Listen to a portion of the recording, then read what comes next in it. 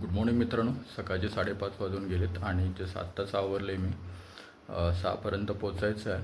एक नवीन क्लायंट येत आहेत. कालपासूनच जॉईनिंग केली आहे, पण आजपासून ते 6 वाजता येणार आहेत. तर एक 4 दिवस थोडंसं लवकर जावं लागेल मला. आणि आत्ताच उठल्यानंतर थोडं फ्रेश झालो, आवळा कँडी खाल्ली, तर चहा घेतला आहे. थोडंसं चहाची सवय काही जात नाही, थोडेसे पीनट्स घेतलेत आणि आता निघतोय मी जिमला. लवकर पोचायचं आहे. चलो बाय, नंतर भेटू.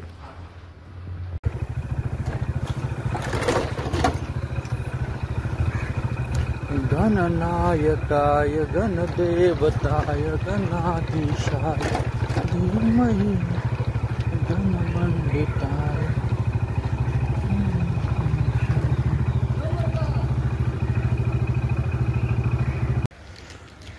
चला मित्रांनो, सकाळचे 6 वाजलेत आणि जिम आलेली आहे आपली.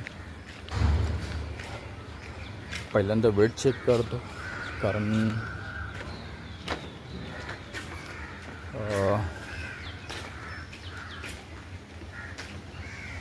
काल 97.600 दाखवत होतं वेट. बरेच दिवसाने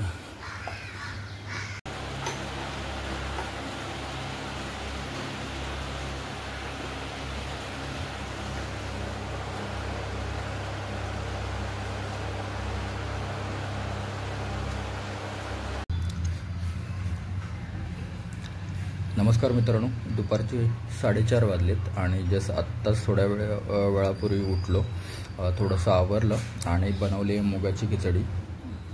हा माझा लंच आहे. तर थोडंसं तूप घातल्यावरून थोडेसे शेंगदाणे आहेत आणि थोडेसे केळीचे चिप्स आहेत. सकाळी नाश्ता वेळाने केला होता, त्यामुळे भूक नव्हती. येऊन थोडंसं रेस्ट घेतली. आत्ता 3 वाजता उठून थोडंसं आवरलं आणि लंच बनवला. तर चला भेटू संध्याकाळी मग. चलो बाय. नमस्कार मित्रांनो. रात्रीचे 11:30 वाजलेत आणि जसं आत्ताच घरी पोचलो आहे मी. आणि नेहमीप्रमाणे आजचाही दिवस चांगला गेला. आता तब्येत थोडीशी ठीक आहे. उद्यापासून वर्कआउट चालू करीन मी.